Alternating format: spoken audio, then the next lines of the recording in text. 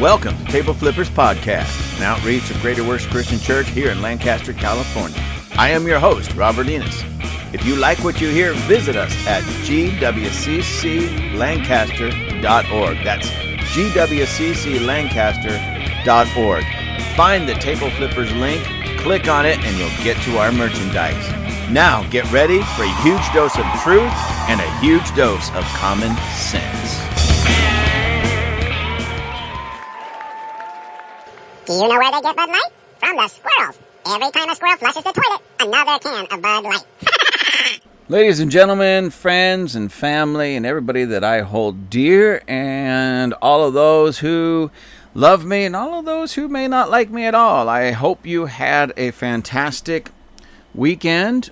Today's Monday, April 10th, one day after celebrating Resurrection Day, the resurrection of Jesus Christ. On Saturday, we had a Messianic Passover Seder at our church. Remember when Jesus was celebrating the Last Supper before he went to the cross, before he went to his death, he told his disciples in the Seder, "Do this in remembrance of me." So, every year, the Jewish people would celebrate Passover, and they would focus on Moses and the parting of the Red Sea, coming out of Egypt, coming out of slavery, God setting them free, and calling them and bringing them close to be his people, and he their God. So Jesus, in that setting, says, now do this in remembrance of me. It doesn't mean that we don't remember what happened so long ago with Moses and the Israelites coming out of Egypt and bondage and slavery, but it also means that we focus on what Jesus did for us, bringing us out of our own Egypt, our own slavery, and setting us free. So it was a beautiful time. We had a fantastic time. The food was great. The friendship and the conversations, all of that was phenomenal. And we did it in this context, or in this atmosphere of focusing on Jesus, focusing on his power, focusing on salvation, focusing on our freedom, focusing on, again, going all the way back to when Moses brought God's people out of Egypt, out of bondage, out of slavery. It's such a beautiful time and a beautiful thing. I don't know why more Christian churches don't celebrate the Passover. We celebrate this thing called Easter, which is the name of a false goddess. We run around and get eggs and chocolate and bunnies and all of that. And now I like my chocolate, and I like, the painted eggs and everything. But far more than that, I really love what God did for me, for you and I, for all of us, what Jesus did for us. I wish it could have been done another way, but he was willing to go to the cross so that we could have life more abundantly, eternal life, and taking a day where we can celebrate him, celebrate his death, burial, and resurrection, celebrate God bringing freedom to his own people. It's a win-win for everybody. I love it. So anyways, I hope you had a phenomenal weekend, phenomenal Resurrection Day, phenomenal Passover season. I certainly did, and I don't know, maybe next year we'll have to do something special. I want to follow up on this story because of some things that were going on. This Dylan Mulvaney, who's been working with Bud Light and was the, it says Bud Light's partnership with trans activist Dylan Mulvaney. And I don't really know what that means, partnership. What does that mean? Did they hire this guy to be a spokesperson for them? I don't know, but they just keep saying partnership, So anyways, let me read this. And this is from, again, Fox News. This was published April 10th, today, at 5 o'clock in the morning Eastern time. So, that had been about 2 o'clock in the morning my time. It says, Bud Light's marketing VP says she was inspired to update fratty, out-of-touch branding with inclusivity. Alyssa Hirschscheid comments came before the controversy surrounding Bud Light's partnership with trans activist Dylan Mulvaney. And by the way, before I read this, I was reading some other articles, brief articles and such, and just things that have popped up how, for the most part, maybe not 100%, but for the most part, Bud Light, Anheuser-Busch has gone really quiet after this controversy popped up. Really quiet. And, in my opinion, I'm not a big, the CEO of a huge multi-million or billion-dollar company. I'm not a huge marketing tech guru. I'm just some guy that looks at this stuff and does my best to look at it through the lens of common sense. And I always consider myself a realist. I always deal with what is, whether I like it or not. I try to focus on what is and deal with what is. And, well, ladies and gentlemen, this is what is. And this is what we're dealing with. So, anyways, let me read this. Bud Light's vice president of marketing discussed in a recent interview how she was inspired to update the fratty and out-of-touch humor of the beer company with inclusivity. That's just like the first sentence of the actual article. And I can already tell you she should be fired, removed from her position. I'm not a beer drinker, ladies and gentlemen. I'm not a beer drinker. I don't drink alcohol at all and haven't for many, many, many, many years. But I can tell you this because I know the people that do drink beer and such. And especially Budweiser, Bud Light, and brands that are in that kind of genre. They like I'll use her words, fratty marketing and, the funny things behind it. I don't know if you guys remember the Budweiser, was it the Bullfrogs? And then the Budweiser, was it Weasels? I think it was Weasels. But nonetheless, doesn't matter. The Budweiser Clydesdales. There was something about all of that, especially the funny ones that people just absolutely loved. They had, now this takes me back before I was married, because since I've been married, my wife is the only one that I look at.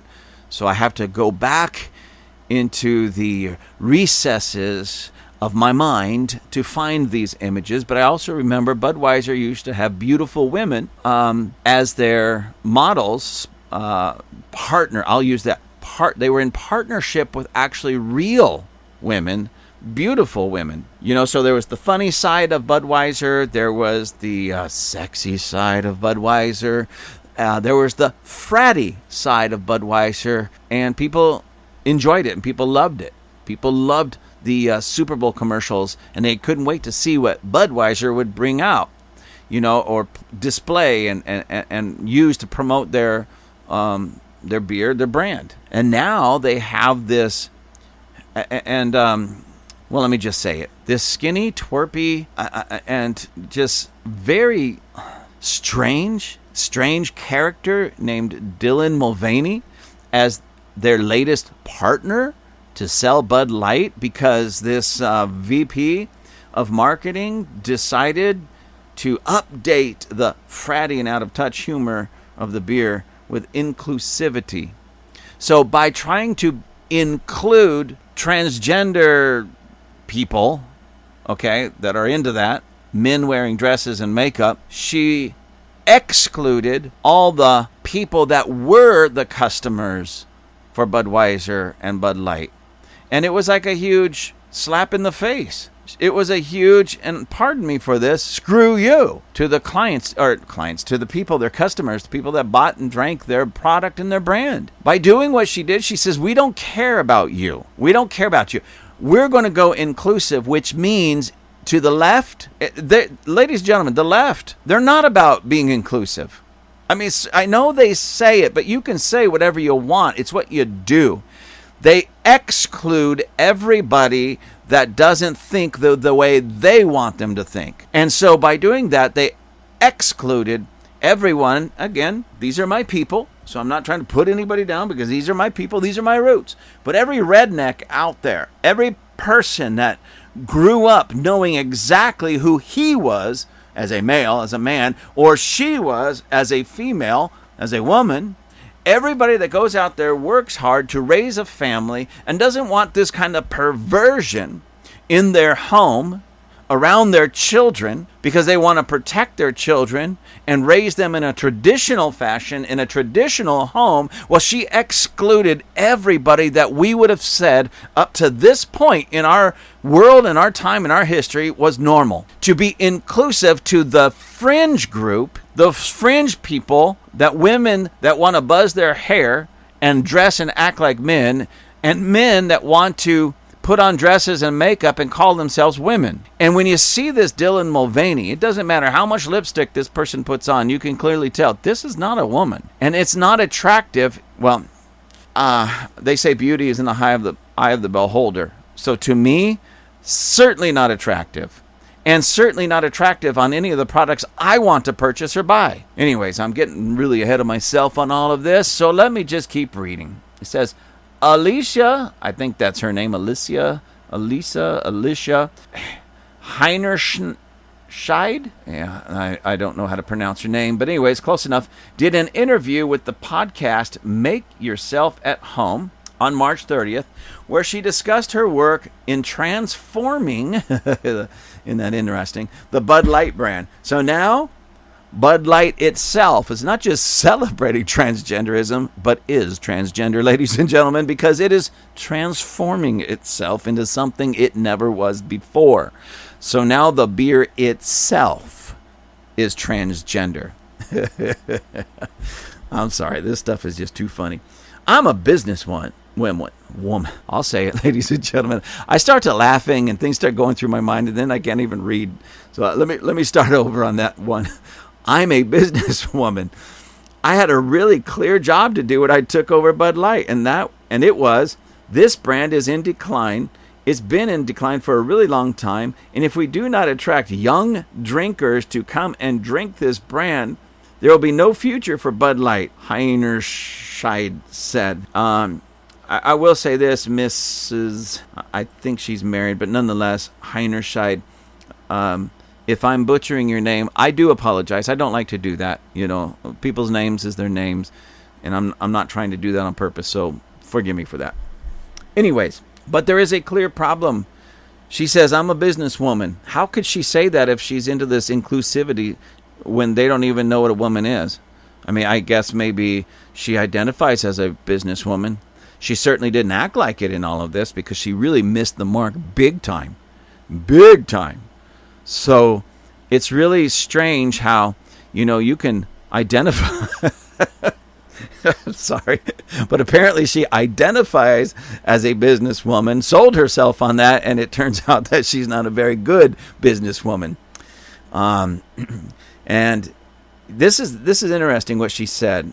I actually listened to the video or watched the video and heard her actually say this. So this quote is right on. It says, I had a really clear job to do when I took over Bud Light, and it was, this brand is in decline. It's been in a decline for a really long time. And if we do not attract young drinkers to come and drink this brand, there will be no future for Bud Light. So her job, she felt, was to attract young drinkers to come and drink this brand so that Bud Light will have a future.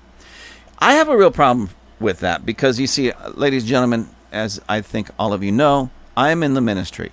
I am actually called to be an apostle. Please don't squabble or get all messed up over titles. I am called to be an apostle. I'm the head of our local church here, and I've been in the ministry, for about 35 years, at the head of the church since the year 2000, so 23 years. And the reason I'm telling you this is for this next statement. I've had to deal with a lot of people struggling with addictions, alcohol, drugs, sex, nicotine, smoking, all of these things, food. Over the years, I've had to minister to and walk people through their addictions. And I do understand the Anheuser-Busch, Budweiser, is a beer company. And the only way that they can make money is if people come and buy their product. But honestly, I'm just going to be frank with you. Ladies and gentlemen, it bothers me. It really bothers me when companies such as this, and it would be the same with tobacco, the person selling drugs on the street illegally, or legal alcohol such as Budweiser or Bud Light. It bothers me when they target young people to try to get young people into this lifestyle so that they can make money and salvage Bud Light. Now, I'm a realist, like I said, so I understand this happens anyways. And whether they say something or not, it's going to happen anyways. But I want you to think about the foolishness and the arrogance of this this woman who thinks she's a businessman, Alyssa Heinerscheid, coming out and admitting, yeah, here's my job. Target young people and get them to drink our beer. I have a big problem with that. And again, I know that it would happen whether she admitted it or not. I know that they target young people whether they admit it or not, because once they start drinking and they get hooked, whether it be alcohol, tobacco, whatever it is, they've got a customer for life. But I have a real problem with a company that's so arrogant and pompous and doesn't even have enough sense to hide the fact that they're targeting young people. Now, I understand that here in California, you can't drink legally until you're 21. And that's still a young person, especially to somebody like myself. But when I hear people say young person, I focus more on, and I'm hearing more, maybe high school age and sometimes even younger. So again, I have a real problem with this on so many levels. Because isn't it interesting that Bud Light is now propping up and celebrating transgenderism, and transgenders people are after our children. And Bud Light has now admitting that they are after, at least they'll say it this way, young people. So they can salvage the Bud Light brand or the Bud Light whatever. I don't know about you, ladies and gentlemen, am I just like barking up the wrong tree here? Does that bother you? Is that interesting to you, that it's that same thread of kind of strange, perverted perversion of things that could actually hurt our children and people targeting them. And we're not supposed to say a word, ladies and gentlemen. We're supposed to just sit back. If you're a conservative, but even worse, if you're a conservative Christian, by golly, you just better sit back and shut up, because you don't have a voice. You don't have a say-so in this new world order that we're trying to put together.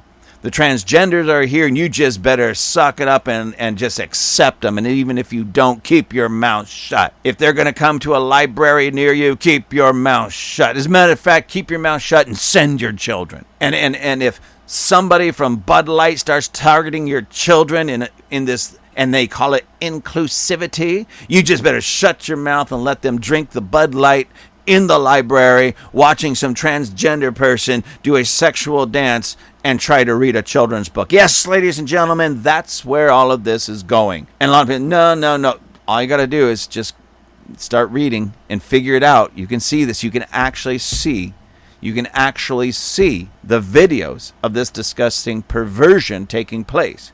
And I have another article that I want to read to you that shows you I'm spot on the money. Okay? Now, let me finish this really quick. Heinerscheid's comments have gone viral days later after Bud Light and its parent company, Anheuser-Busch, received backlash for partnering with transgender activist Dylan Mulvaney.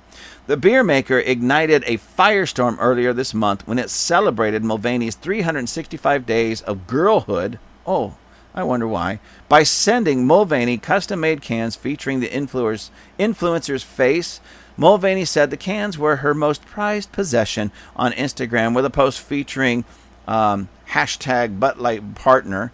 A video then featured Mulvaney in a bathtub drinking a Bud Light beer as part of the campaign. Boy, this what's her name again? Heiner, where is it? Heinerscheid's.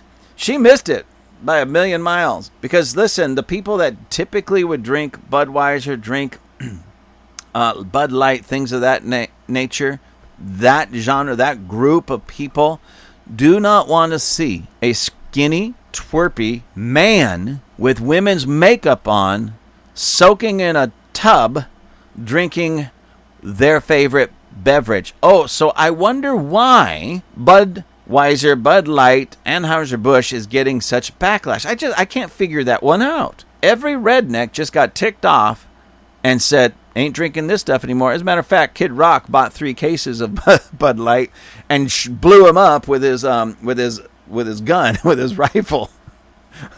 and again, on one hand, I think it's quite funny and very telling. I was just a little upset because that was a lot of wasted ammo on something that's that ridiculous.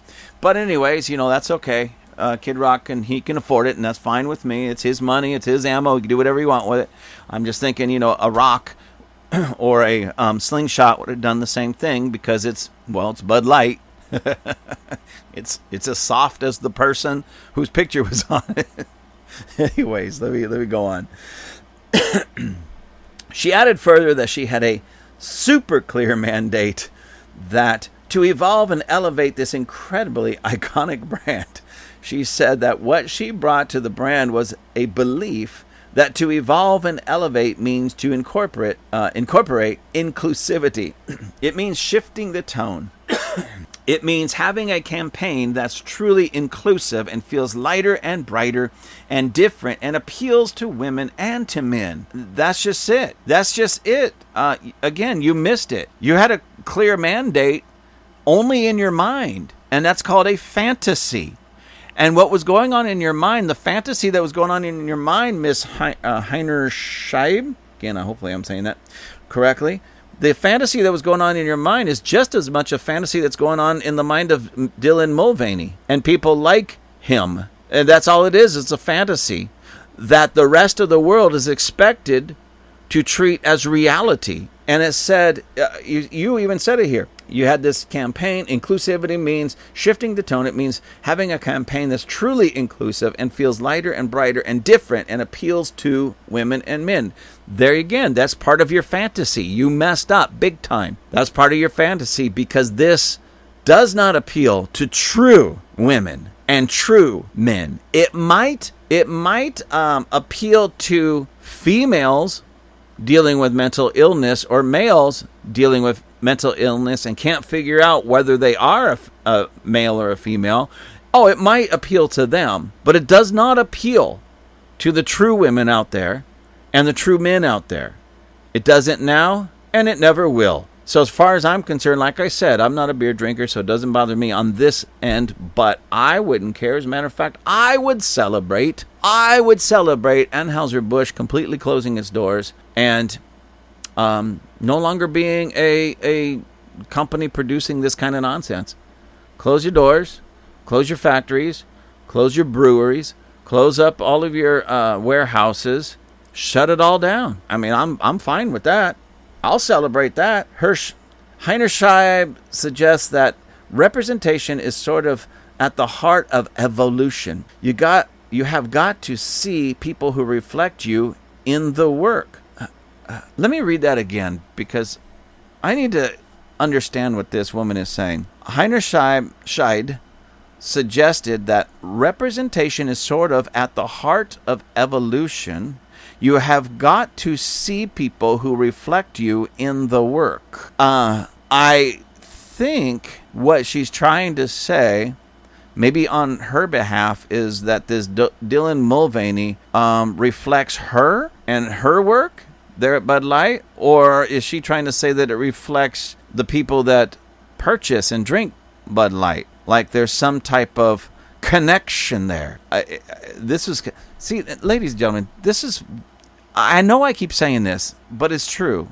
This transgenderism and the minds and the people that support it and celebrate it, it literally is a mental and or emotional illness. It doesn't need to be celebrated. It needs to be treated. Okay, it doesn't need to be celebrated. It needs to be treated so that these people can be set free. And so this woman is, from her position of self-exaltation and her self-lofty position, is saying things that I know she's trying to sound like she's intelligent, but it doesn't even really make sense. Representation is sort of at the heart of evolution. What? Representation is at the heart of evolution. The representation of what? I mean, it doesn't even make sense. It doesn't really make sense. She's trying to use phrases and terms and words in such a way that makes her sound really intelligent, but in the end, it's like, what are you talking about? Yeah, it's really strange, ladies and gentlemen. Anyways, let me keep going. We had this hangover. I mean, Bud Light had been kind of a brand of fratty, kind of out-of-touch humor, and it was really important that we had another approach, she said. Listen, when Budweiser, Bud Light, Anheuser-Busch produced the fratty, funny, silly sometimes commercials and advertising campaigns, that's when people bought your product. The moment you try to put this person's face out there as a representative of your brand and saying you're all about inclusivity and representation and evolution and all this nonsense, people just want their frogs back. People want the weasels back. People want the Clydesdales back. Okay? Not My Pretty Pony. Clydesdales. Big horses. They want the feel-good stuff back that made them feel good about being women, real women, and men, real men. Not this stuff that after they drink 2 or 3 of your beers and they look at that picture, they start wondering, is this going to happen to me? We keep drinking that stuff, it might. Anyways, Mulvaney's post caused backlash for Anheuser-Busch, but the beer company defended the partnership. Well, again, there you go, making another big mistake. Anheuser-Busch works with hundreds of influencers across our brands as one of many ways to authentically connect with audiences across various demographics. From time to time, we produce unique commemorative cans for fans and for brand influencers like Dylan Mulvaney. This commemorative can was a gift to celebrate a personal milestone and is not for sale to the general public. Thank God for that, as Anheuser-Busch spokesman told Fox News. Now, this article that I'm reading, it's on the internet right now. I'll put the link in the comments or the description of this particular episode. And right now, ladies and gentlemen, my eyes are kind of burning right now. And I don't mean in a good way. I mean, my eyes are burning. I got a little tear coming down. My stomach is starting to feel a little bit of nauseous. I'm getting a little nauseated. Because what they have this video playing kind of in the background of, or part of this article, is this Dylan Mulvaney, and we're going to talk about the whole Nike thing, but in a Nike sports bra and Nike leggings, dancing around ridiculously. This person is like a stick, extremely skinny, and I'm talking unhealthy skinny, all right? Unhealthy skinny. Clearly a male. I'll just leave it at that because it's not a man. Clearly a male wearing women's leggings and a sports bra, doing what appears to be a bad attempt at jumping jacks. Big goofy smile. And I know this person is extremely happy. That's why the smile, because people keep paying this person, him, for this. Anyways, I gotta flip it up here because, like I said, it's weird. It's just weird. Let me finish this article. It says, in a previous interview with Forbes, Heinerscheid claimed that female representation is a personal passion point of mine. Well, then go find a woman. Go find a female. Heinerscheid, why did you go find somebody that thinks or is playing a game who's fantasizing a bit about being a woman? Go find a real woman. Go find a real woman. So if female representation is a personal passion point of yours, go find a real woman. Why is that so difficult for you morons at the left to figure out? Nobody wants to join in. Let me put it that way. Let me back it up. No normal person firing on all 8 cylinders, okay, who's just understands the way life works, does not want to join in on somebody's sick, strange, convoluted fantasy. That when we hear about a woman and we turn and we look, we want to see a true woman. When there's somebody who represents a company, a corporation, a beer, and their face ends up on a can, we want to know that that's a real woman, not somebody playing a game. So, Miss Heinerscheid, you just lied. You've been lying to yourself. You've been lying to the corporation, Anheuser-Busch, and now you're trying to lie to everybody who's listening and paying attention. Female representation is a personal passion point of yours. No, it's not. Or you would represent females, and you would have females being represented. I know we just celebrated the Passover, a Jewish holiday, and it makes me want to go, oi! Jeez. Anyway, since the controversy broke out, Bud Light's related social media accounts have been silent. Bud Light has not posted on Instagram to its 377,000 followers since March 30th, and the brand's 311,000 Twitter followers have not seen any posts since April 1st. I wish this was an April Fool's joke, but it's not. Additionally, the beer brand has not posted to its over 7.5 million Facebook followers since March 30th. Brian Flood contributed to this report, it says, and I'm not so sure. Let me just tell you, it was Alexander Hall of Fox News who wrote and published this. So again, this is just so strange to me. This is so strange to me because here's the woman that's behind this, the brainchild of all of this. And I just represent a woman. That's a passion of mine. Have female representation. That's a passion point of mine.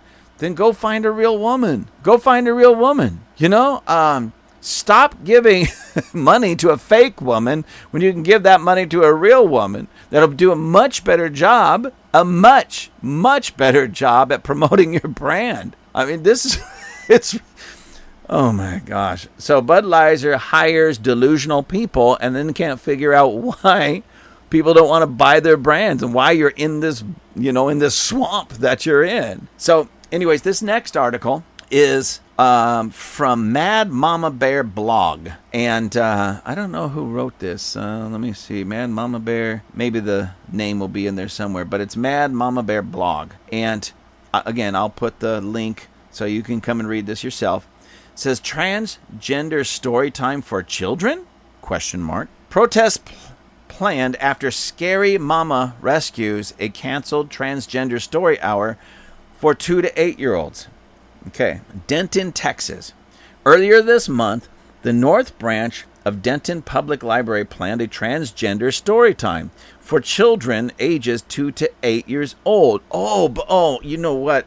But they say that they're not trying to groom our children. And you know what? After reading that transgender story time was targeting children 2 to 8 years old, it makes me realize that maybe they're not trying to groom our children. Maybe they're not trying to hypersexualize our children. Maybe I was just wrong all along. So let me picture this in my mind. A man dressed like a woman with woman's makeup on, a wig, a dress, and usually very, very scantily, and not just them walking in elegantly, but dancing around and prancing around like they should be in a strip club, dancing around a pole in front of 2-year-olds to 8-year-olds. Yeah, I don't see how that anything can go wrong. I don't see that how that could be misconstrued as trying to groom children and hypersexualize them at such a young age. I can't. Who are you trying to kid here? If anybody that does not see this as grooming, sexual perversion and grooming, sexual grooming of children, starting at age 2, all right? You are a Bud Light short of a 6-pack. It doesn't quite go up to the top. It's not firing on all 8 cylinders. Come on, the elevator don't quite go to the top. There's something off. Shake your head. You might hear something rattle. Ladies and gentlemen, friends, family, in-laws, outlaws. Does anybody believe this even remotely for a moment? I mean, just honestly. Can listen to something like this, that this Denton Public Library planned transgender story time for ages 2 to 8 years old, but still can deny or not see that they're actually trying to groom our children sexually. I mean, come on, really? Anybody out there? Anybody? Please write me and try to make it sound intelligent, but tell me why or how this is not grooming of children. Let me go on. This is the absolute state of America. We actually fund libraries to promote transgender lies to children. The event information is shown below in a post by the Denton Public Library. Now here's the post. I know you can't see it, but it says Storytime. Has a cute little picture of like a bear, a pig, and a mouse, I believe it is, like a cartoon. It says, uniquely you, a transgender story time. And it says it was set for Saturday, November 20th, 2021. So this was actually written or published November 19th, 2021, this article. So even though this is about a year and a half old, give or take, this is about a year and a half old, it's as if this could have been written yesterday, all right? I like to try to keep up on things that are like fresh, but this truly is fresh because nothing's changed. They keep trying this, and they keep pushing this, and it hasn't stopped. So, anyways, in the story time advertisement, it says November 20th, join us as welcome transgender families to this story time with children's books that share a message of honesty, love, and inclusion for ages 2 to 8. Now let me correct this. Already I know that they're liars. That it's not about honesty because they're liars. They don't even know who they honestly are. Men dressed as women. I'm a woman. You shall call me her, she. You're not a chocolate bar. Knock it off. Anyways, and then it says honesty. We know that's false. Love. That's not love. That's called lust and perversion. Call it whatever you want. It's called lust and perversion. And inclusion. It's not inclusion. It's only inclusion with those who want to agree with them, but they will certainly exclude anybody that challenges them on their lies and their deception and their wickedness. How do I know this, ladies and gentlemen? Because I've been challenged by many of them. Anyways, let's go on. When local parents heard about the event, opposition grew to the event, and the word quickly spread across Texas with the WIT Project, an effort led by former transgender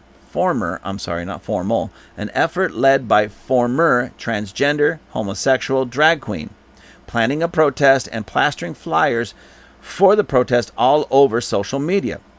Way to go, Kevin Witt. Kevin Witt has been a warrior for protecting children in the state of Texas from harmful indoctrination, child sex grooming, harmful ideologies, and child gender mutilation sterilization procedures. After the opposition mounted, the library changed the name of the event from Transgender Storytime to Rainbow Storytime to avoid backlash. The public was not thrown off by this name change, as the mission of the event was clearly to endorse transgender ideology and continued pressure to City Council and the library to cancel the event. It was clear by the list of books the library provided that they were promoting transgenderism to young children. Not deterred by the name change, Kevin Witt joined Billboard Chris in front of the library. Now, I guess Billboard Chris is a gentleman. He's a dad. It says a human male who protects his kids from gender ideology. So he's a man who goes out there with these billboards and rallies against this kind of nonsense. Let me keep reading. The library later canceled the Transgender Storytime, claiming it was out of concern for the safety of library patrons. The library director stated that they had received hostile messages. Imagine that. People get hostile when they hear that the library that they don't have a choice in supporting with their tax dollars is hosting a program that pushes an ideology that is harmful to children. So, ladies and gentlemen, your tax dollars pays for your local library, all right? So you pay for that. So if they are hosting transgender perversion, you paid for it. And that should make you very, very, very upset whether you have school-age kids or not. Your tax dollars, your hard-earned money is paying for this wickedness in the place and in the building you pay for. Let me read this. The library listed the 3 books that were going to be read at the event.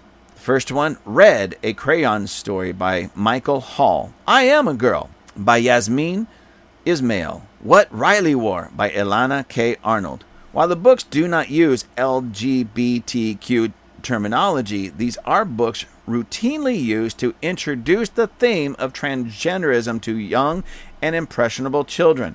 In fact, here's a video of a hot pink-haired sex educator reading the book Red, a Crayon Story, and explaining that it is used to get the concept across to children.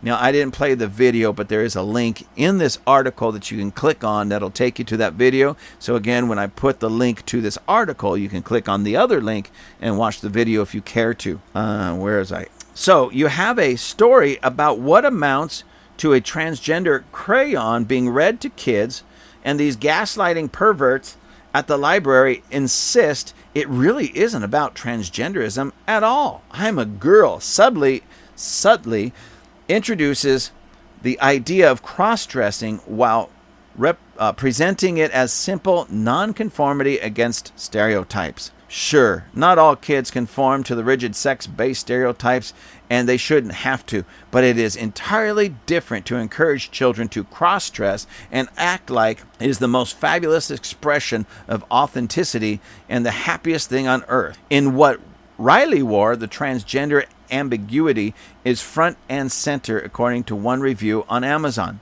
While the library and the adults supporting the transgender storytime gaslight the public by claiming the storytime really isn't pushing any ideology, pro-family activist and director of Mass Resistance, Texas, Stacy Shannon said, "This is just drag queen storytime all over again, but without the wigs." Tracy Shannon shut down drag queen story hours across Texas in 2019 with the help of parents across the state by pushing back on city leaders for allowing it and exposing the prostitutes, sex offenders, and other perverts that were part of the child sex grooming program. Denton Public Library certainly had their wigs snatched this week. So, ladies and gentlemen, at least here in Texas, the people that were part of this drag queen story hour in our public libraries included prostitutes, sex offenders, and other perverts that were part of the child sex grooming program. So, when you have people that are trying to get involved with this story time hour, reading books to our children, and those people are prostitutes and known sex offenders, oh, no. How could you say that? They are just grooming our children for a future of sexual fantasies and sexual, for sexualization and sex with our children. No, they can't be groomers. Hey, no. A prostitute would never do that. A sex offender, who I'm sure is sorry for his crimes, would never want to do that. Ladies and gentlemen, please don't tell me you're so stupid as to believe this, that you don't think that this is grooming our children. Please don't let me ever hear anybody say, this is not about grooming. This is not about this. No. It's about inclusion. It's about including your children and my children, my grandchildren, into the sexual perversion that these perverts are choosing to live.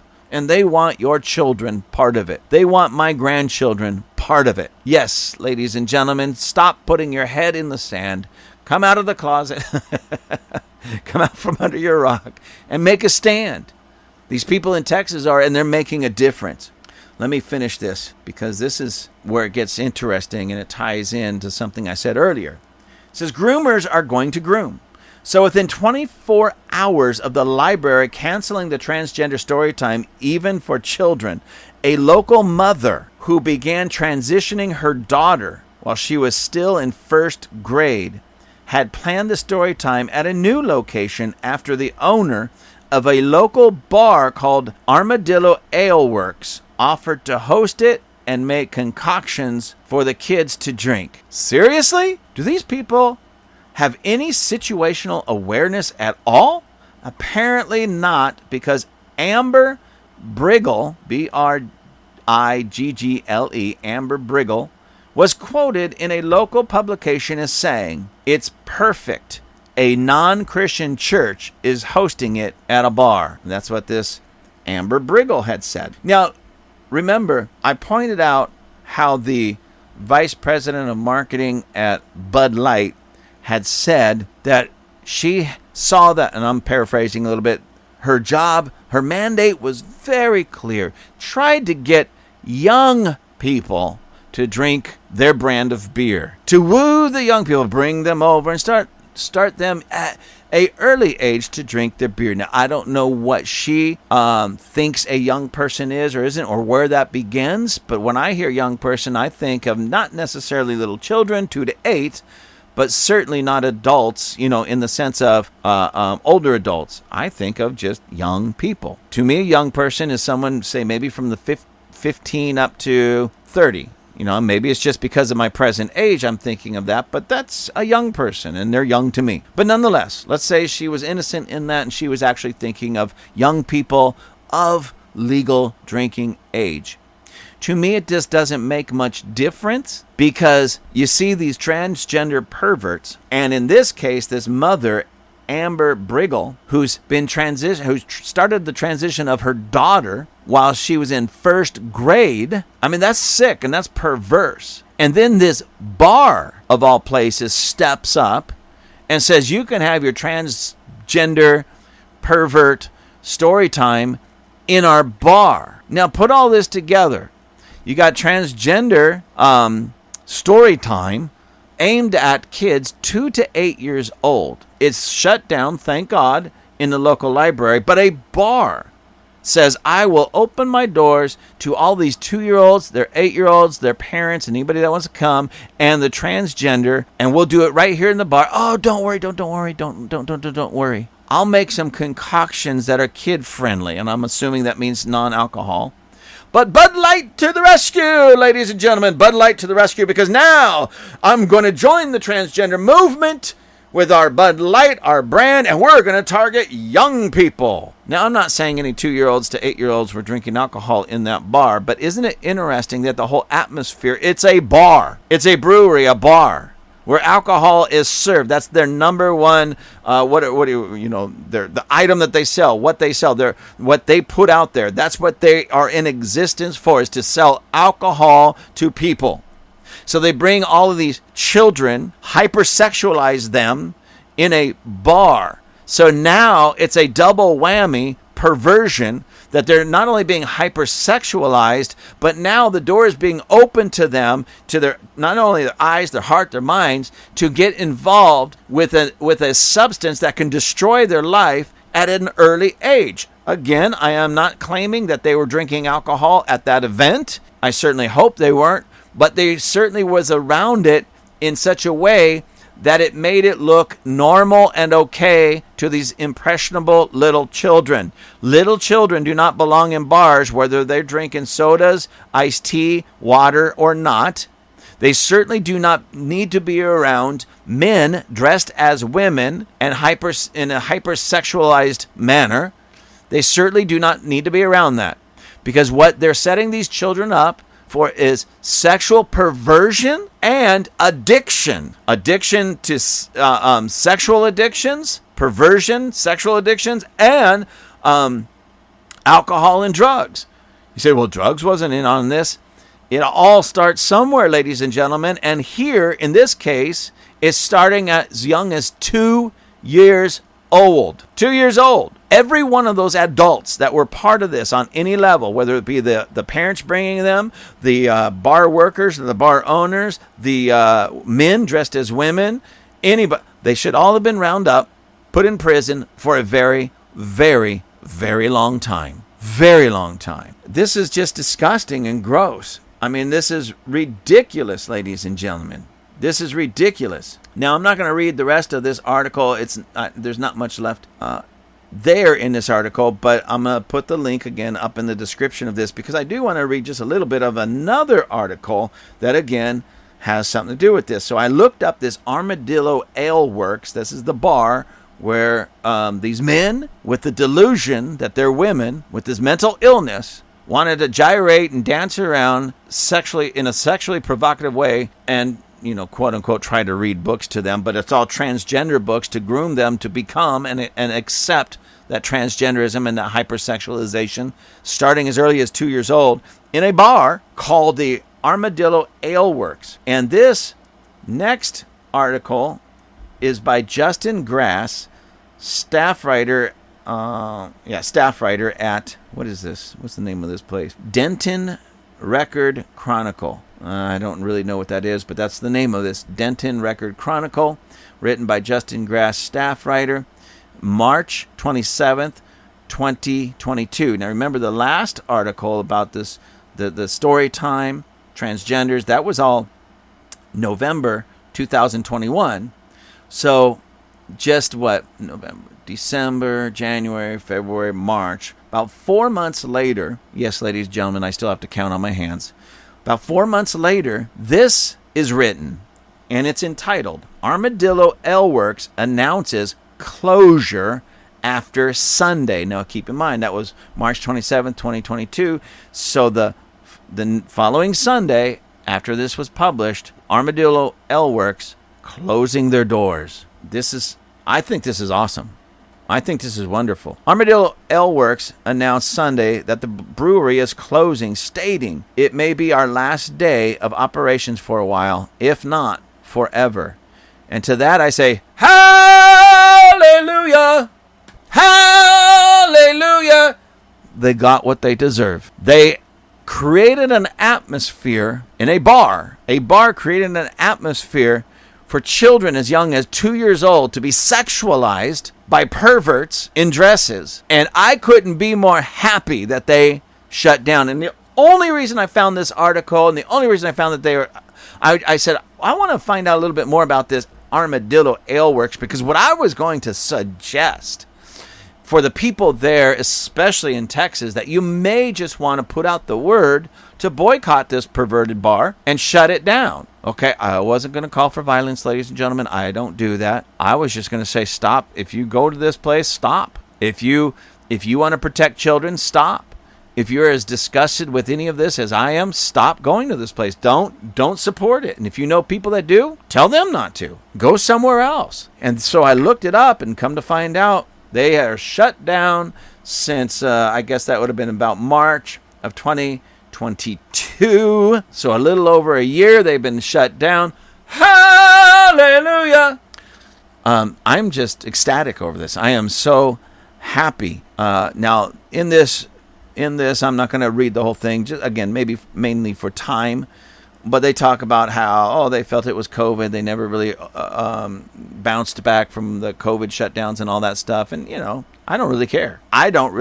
I'm just glad that they're shut down, that these perverts and these people that allow perversion in their place of business and then allowed bringing children into that perversion into their place of business have been shut down. They have been shut down. I mean, thank you, Jesus. And this, what was her name? Briggle? She was saying, the non-Christian church stepping up and doing this at a bar. Ooh, I'm so happy. Miss Briggle, you got that place shut down. You are responsible for that with your wickedness, with your evil, with your bad parenting, with your disgusting perversion. You helped to get that place shut down. You might call it COVID. They might call it COVID. The world may call it COVID. But I, ladies and gentlemen, I know different. My God used even that disease called COVID-19 as a way to shut the doors of this perverted bar and these perverted people that wanted to sexually groom children for their perverted fantasies. Hallelujah! I am ecstatic over this. And anybody listening, anybody that goes and reads this, anybody that knows about this, I sure pray and hope to God that you went, hallelujah! Anyways, ladies and gentlemen, I'm going to stop with my singing. I just really wanted to touch base on that to let you know what's been going on with all this stuff. And so that you could show that, listen, when good people stand up, when good people fight back, when good people say enough is enough, we win. Goodness always triumphs over evil.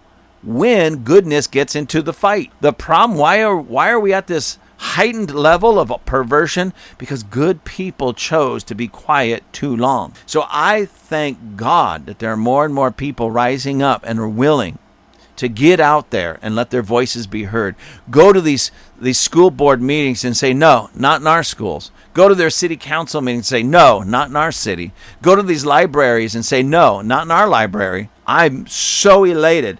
Can the bars open up? Hey, that's a private business. Let them do that. But know this, that if we are still rising up, still doing what we're supposed to be doing, staying away from those places, praying, seeking God's face, God will shut the doors on those things. God will make sure that places like Armadillo Ale Works just cease to exist. And I couldn't be more happy. I could not be more happy.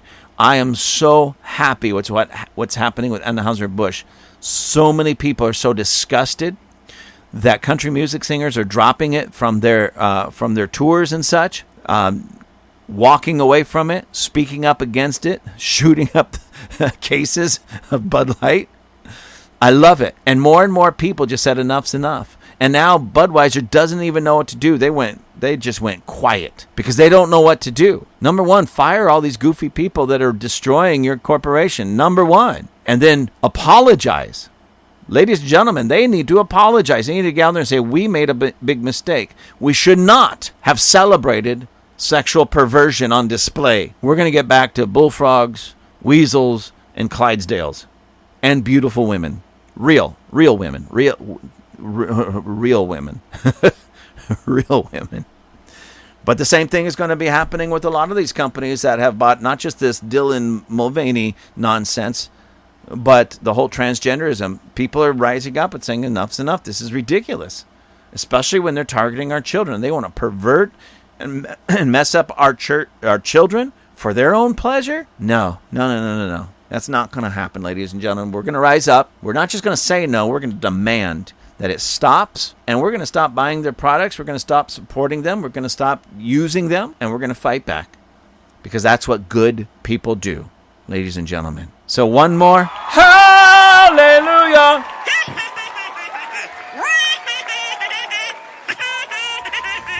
Thank you for joining us at Table Flippers. I truly appreciate you. You can write me at gwccrobert@gmail.com. That's gwccrobert@gmail.com. Please let me know how I'm doing. Remember to pick up some of our merchandise. You can find the link at gwcclancaster.org. That's gwcclancaster.org. Until next time, be continually blessed.